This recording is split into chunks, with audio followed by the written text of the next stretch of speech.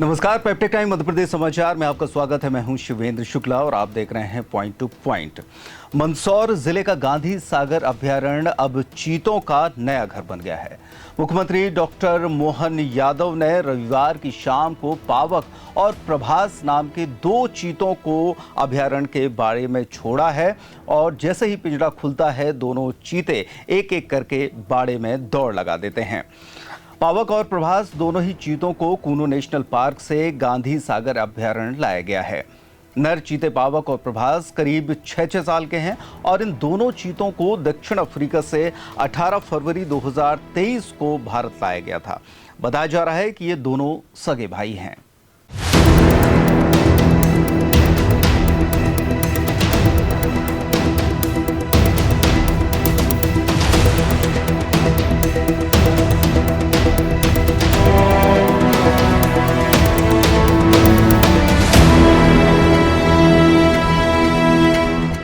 श्योपुर जिले के Kuno national park से एक टीम रविवार की सुबह लगभग 8 बजे गांधी सागर के लिए चीतों को लेकर रवाना हुई थी, जो करीब दोपहर 4 बजे गांधी सागर पहुंची।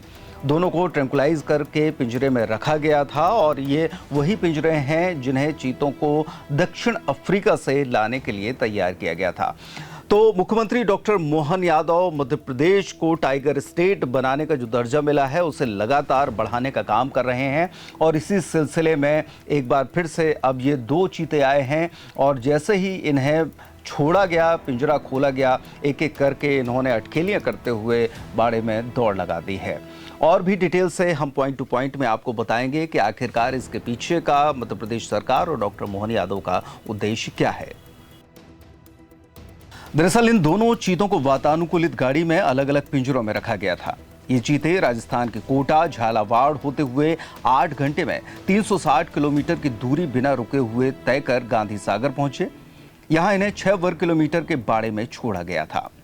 दरअसल गांधी सागर अभ्यारण्य में वन विभाग ने चीतों के लिए 8,900 हेक्टेयर का विशेष क्षेत्र तैयार किया है। यहाँ 8 से 10 चीतों को बसाने की व्यवस्था की गई है। चीतों के भोजन के लिए अभ्यारण्य में 150 से अधिक चीतल, 80 से अधिक चिंकारा, 50 से अधिक व्हाइट बोर्ड और 50 से अधिक नील गाय मौजूद हैं। इसके अलावा यहां पहले से ही हिरणों की अच्छी खासी संख्या है। गांधी सागर अभ्यारण्य के रेंजर अंकित सोनी ने कहा कि 90% लोगों की टीम चीतों की देखरेख करेगी। इनकी ट्रेनिंग कूनो सेंचुरी में पूरी हो चुकी है। वन विभाग ने 16 किलोमीटर में एक परिक्षेत्र बनाया है जिसमें चीतों को सुरक्षित रखा जाएगा। पानी की विशेष व्यवस्था के लिए सेंचुरी एरिया में तालाब बनाए गए हैं। डीएफओ संजय राय खरे ने बताया कि गांधी सागर अभ्यारण्य मंदसौर संसदीय क्षेत्र का महत्वपूर्ण हिस्सा है। चीतों की आमद से यहां पर्यटन को बढ़ावा मिलने की उम्मीद है।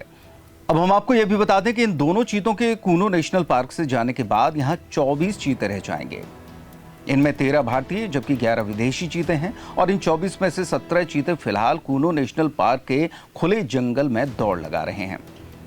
कुछ चीतों के बारे में कुछ रोचक जो फैक्ट्स हैं वो भी हम आपको बता दे रहे हैं कि चीते चूंकि बिल्ली के प्रजाति के ये होते हैं तो ये दहाड़ते नहीं हैं बल्कि बिल्लियों की तरह गुर्राते हैं।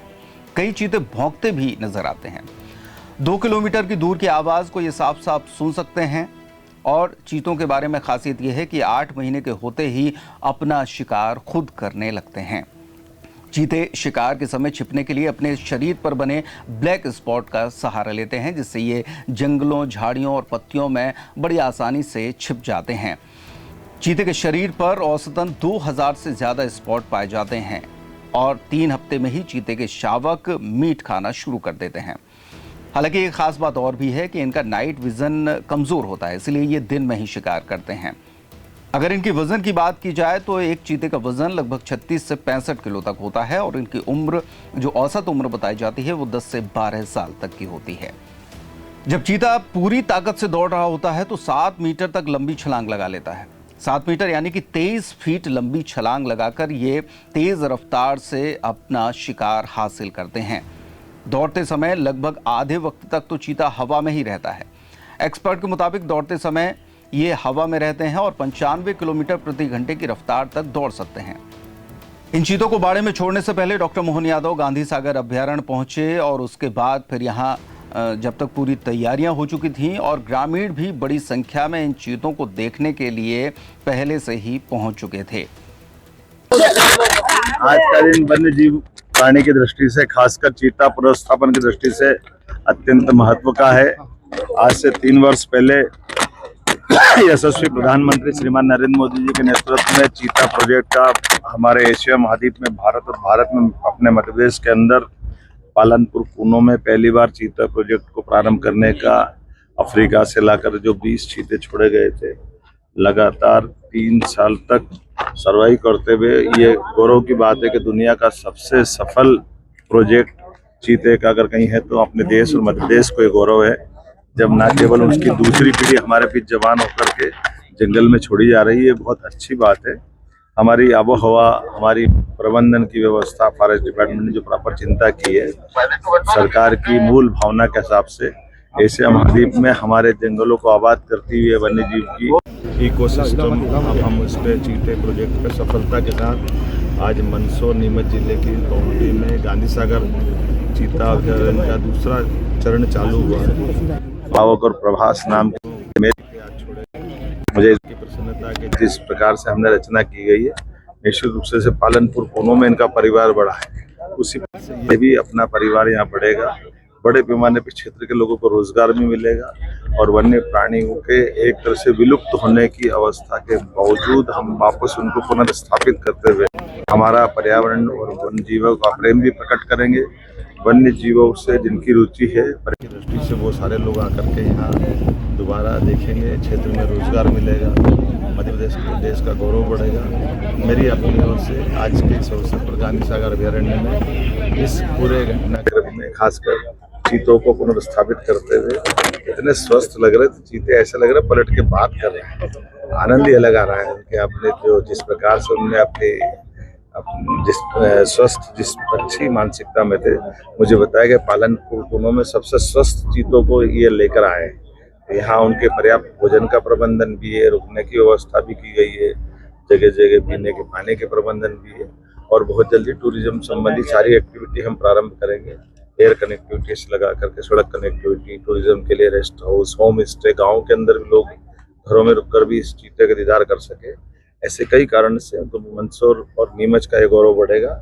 अतीत के कालक्रम में लंबा समय में मान के चलता हूँ कि 200-400 साल में हमको यहाँ चीते पहले कभी दिखाई नहीं दिए हैं। टाइगर हमारे यहाँ जरूर लायन 1856 के आसपास दिखाई दिया था।